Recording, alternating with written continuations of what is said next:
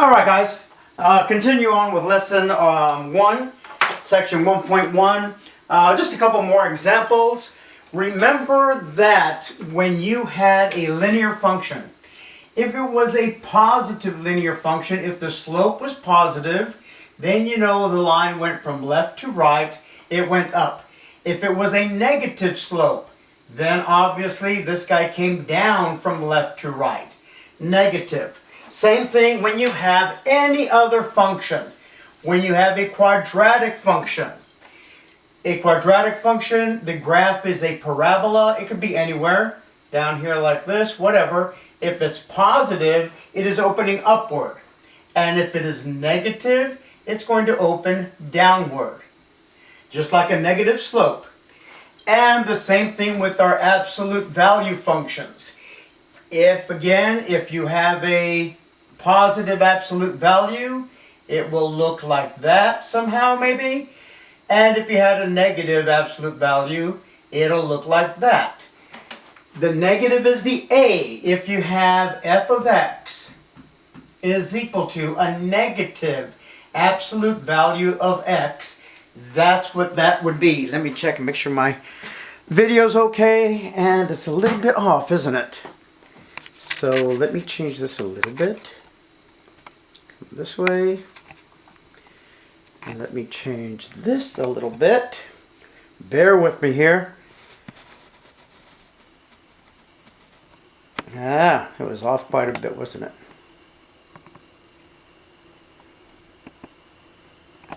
Okay, so again, the positives open up, the negatives open down. That is nothing new to you. And that is when you have f of x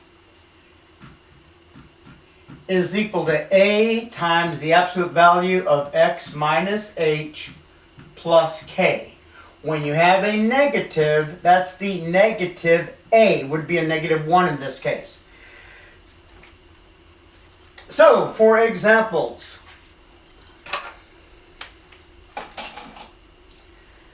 bring this guy over here. Get me some paper over here. And let's say we have f of x, and again, let me make sure my video is okay. And we should be, except for the volume for the zoom. Let me check that zoom real quick. And don't take too long because whatchamacallit, YouTube's not going to like it. YouTube is, I don't know what it is. YouTube is technology. Technology and I do not get along. Okay, so we have f of x is equal to a negative 2 times the absolute value of x. Alright?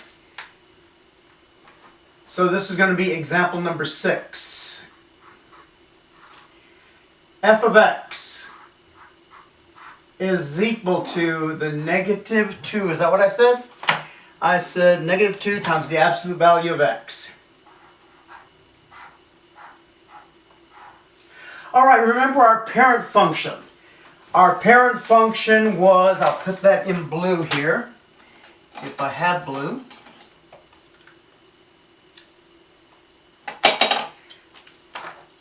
Our parent function for the absolute value of x was just 0, 0, 1, 1, 2, 2, 3, 3, 4, 4, forever. Negative 1, 1, negative 2, 2, negative 3, 3, negative 4, 4, and on forever. Absolute value functions always make a V whenever you see the absolute value functions.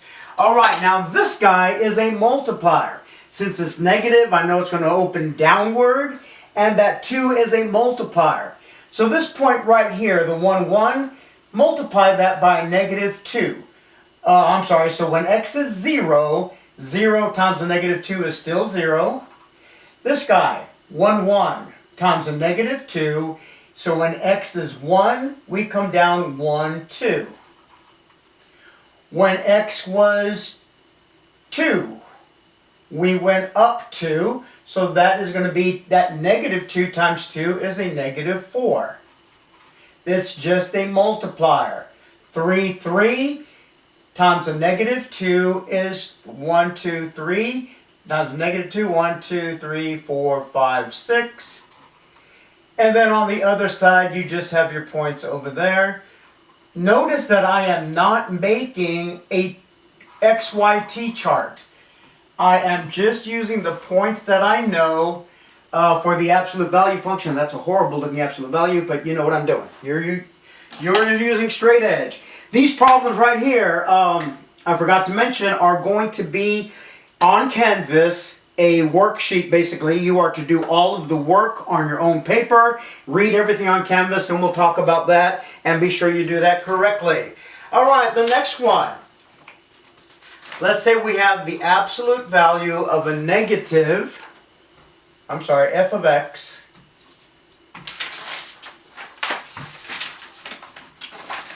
f of x is equal to the negative absolute value of x plus 2.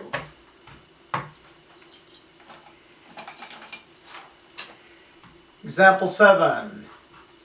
F of x is equal to the negative absolute value of x plus 2. Alright, the first thing I do, I know that this plus 2 is with the x. It's going to move my vertex left or right, opposite the sign, so we're going to go over to the left 1, 2. I do not have a k, so I'm not going to move up or down at all. So my new vertex is going to be right there. And then I have a negative 1 right there. We don't see the 1, but we know it's a negative 1. So from right here, I don't need the 2 anymore once I have moved my vertex. So all it is the negative, so f of x is just going to be the negative absolute value of x. 1, 1, 0, 0, 0, 1, 1, 2, 2, but we have a multiplier of a negative. So when x is 1, y is a negative 1 because of that multiplier. When x is 2, instead of being a positive 2, that multiplier of a negative 1 gives me a negative 2.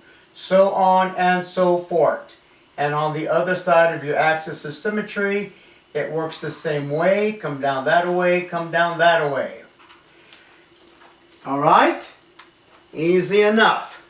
I'm wasting a lot of paper. I got to find a different way of doing this. So let's do this one a little bit more complex. Not complicated, not hard, just complex.